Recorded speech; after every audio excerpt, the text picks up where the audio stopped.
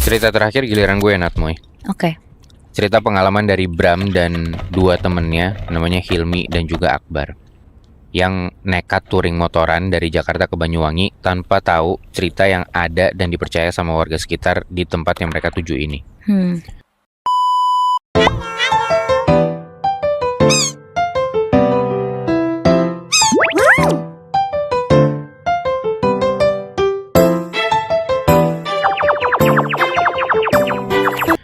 Cerita tentang adanya gerbang menuju dimensi lain, serta sosok-sosok yang siap nuntun mereka buat masuk ke dalamnya.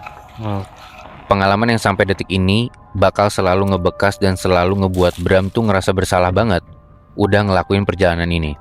Nah, kenapa dia ngerasa bersalah nih gue ceritain ya. Jadi singkat cerita, ini kejadian yang udah sekitar 6 tahun lalu. Umur Bram pas saat itu masih 25 tahun. Bram sama kedua temennya ini domisilinya tuh pada di Jakarta. Dan mereka emang dipertemukan di sebuah komunitas motor gitu. Sebenarnya Bram ini udah sering banget ngikut touring, tapi selalu rame. Nah, cuman ada satu waktu pas dia lagi senggang dan gak tahu mau ngapain, Bram ini akhirnya ngajak Hilmi sama Akbar buat touring cuman bener-bener bertiga doang. Tujuannya adalah ke Pantai Pelengkung atau G-Land yang terkenal di ujung Taman Nasional Alas Purwo, Banyuwangi.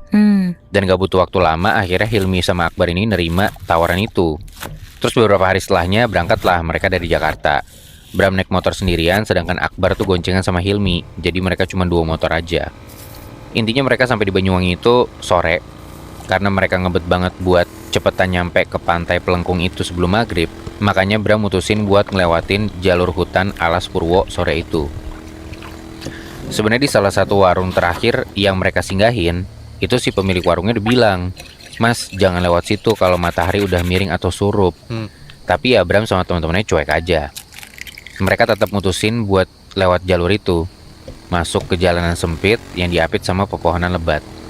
Di situ mereka sadar angin tuh tiba-tiba nggak ada, Natmoy. Suasananya sepi, terus hawanya juga jadi aneh.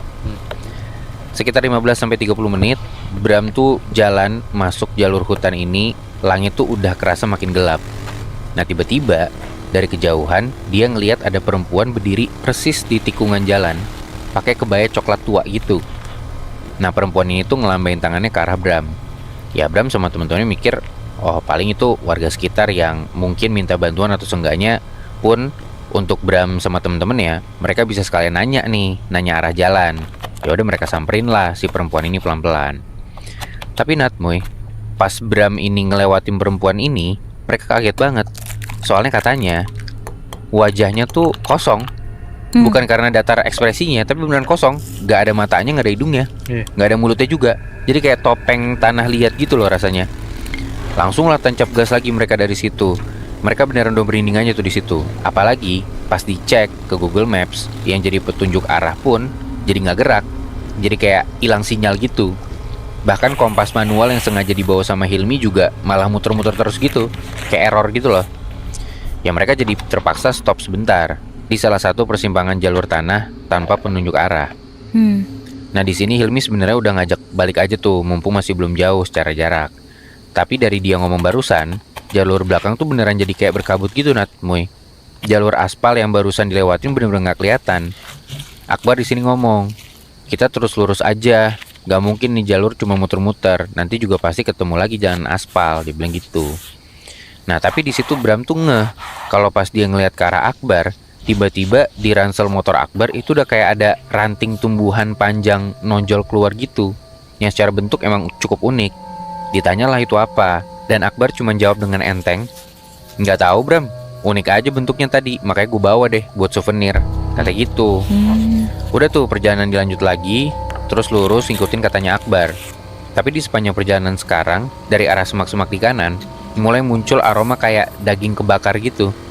Terus pelan-pelan kedengeran ada suara, kayak suara ketawa kecil perempuan, disusul sama suara isakan gitu.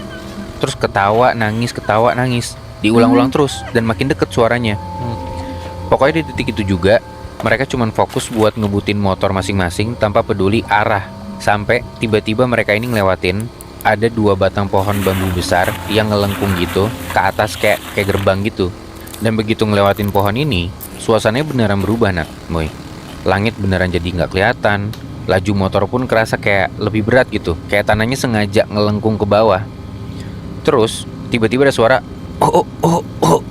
Nggak tahu kenapa, tapi Akbar tuh tiba-tiba batuk keras kenceng gitu.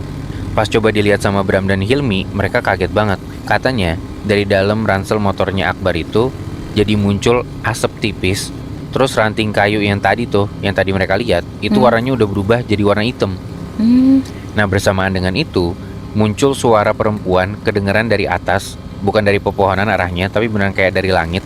Suara ini bilang, yang mengambil harus mengembalikan, kalau tidak dia yang dikembalikan. Bruk, setelah ada suara itu, Akbar tuh jatuh dari motornya. Motornya pun seketika mesinnya tuh mati total. Nah, di situ kondisi tuh chaos, Nat, Moy. Mau nggak mau, sekarang mereka bonceng 3 pakai motornya Bram. Motor Akbar sengaja ditinggal, toh nanti mereka mikirnya pas arah balik bisa diambil lagi sekalian minta tolong sama warga sekitar. Tapi semakin jauh, langkah-langkah kaki tuh kedengeran kayak ngikutin dari arah belakang motor. Padahal dari spion kelihatan kosong, gak ada siapa. Langkah-langkah ini tuh makin banyak, kayak emang ada sekelompok makhluk berkaki 2. Tapi suaranya tuh nggak kayak suara manusia.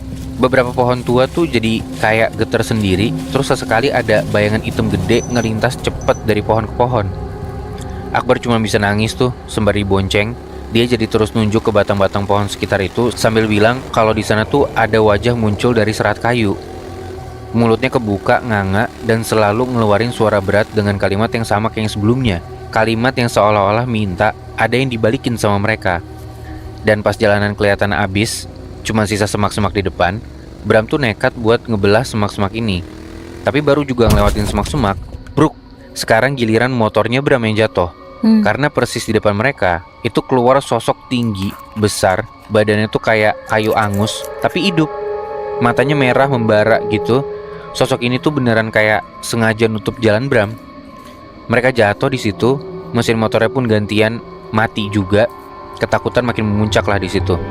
Bram sama Hilmi cuma bisa baca doa doang pelan-pelan, sedangkan Akbar tuh masih nangis aja. Tapi nggak lama dari situ, dari arah kejauhan kelihatan jelas banget muncul ada kayak anak kecil gitu keluar dari balik akar pohon. Wajahnya tuh bersih, tapi anehnya matanya tuh terlalu tua untuk badan sekecil itu. Dengan suara ramah, anak ini cuma bilang, kalau kamu mau pulang, ikutin aku. Bram sama Hilmi sih ada rasa percaya sama sosok anak kecil ini, makanya mereka nurut aja tuh. Mereka lari kabur ke arah yang ditunjuk ngelewatin jalur sempit yang kebuat dari akar dan batu-batu kecil. Dan bener aja Nat, Moy, dari jauh kelihatan kayak ada jalanan aspal. Tapi beberapa meter sebelum sampai tujuan, anak kecil ini balik badan dan ngomong gini, yang bawa ranting itu sudah milik tanah ini, kata gitu. Kaget dong Bram sama Hilmi, karena dia ngeh yang dimaksud sama anak ini ya pasti si Akbar. Karena Akbar ngambil si ranting-ranting unik itu kan.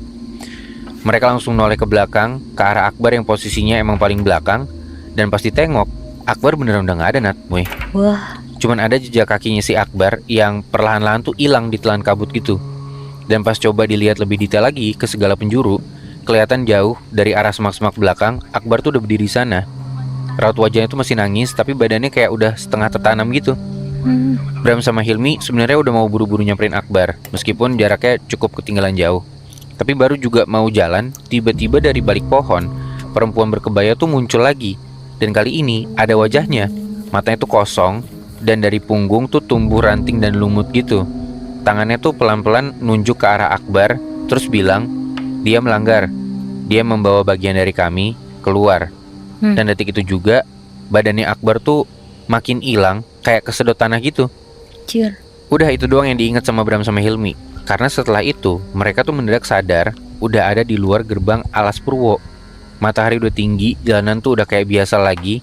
Mereka cari motornya mereka juga nggak ada. Ransel dan segala perlengkapan pun nggak ada, hilang. Bram sama Hilmi panik dong. Mereka buru-buru nyari rumah warga terdekat buat ngelaporin semuanya, buat minta bantuan nyari Akbar. Tapi kata warga di sana, cuman ngomong kayak gini, kejadian kayak gini udah sering mas. Emang apapun yang ada di sana bukan untuk dibawa. Udah gitu doang. Dan setelah itu Bram sama Hilmi coba lapor ke pihak berwajib, tapi ya Akbar nggak pernah ketemu. KTP-nya pun nggak ditemuin. Bahkan nama Akbar pun nggak ada di data pengunjung, seolah-olah emang dia tuh nggak pernah ikut perjalanan, bahkan sampai sekarang. Anjir. Tapi menurut gue juga ada baiknya emang mereka riset dulu gak sih sebelum mereka jalan ke Banyuwangi itu? Betul. Ada sesuatu gak? Ada mitosnya gak? Terus juga si Akbar sembarangan juga ya, ngambil-ngambil ranting sembarangan. Perjalanan darat si Jawa itu tuh, terutama Banyuwangi, terus Alas Roban gitu, itu kan udah terkenal angker ya. Naik mobil aja serem. Ini lagi kan touring naik motor kan. Iya, bertiga Gila, doang lagi anjir. sepi. Asli. Dan gue jadi kepikiran sih Moy, gara-gara lo bilang Alas Roban ataupun jalan-jalan Jawa tuh emang angker ya. Kira-kira lo nih yang dengerin, lo pernah ngelewatin jalanan itu dan punya kisah mistis sana nggak?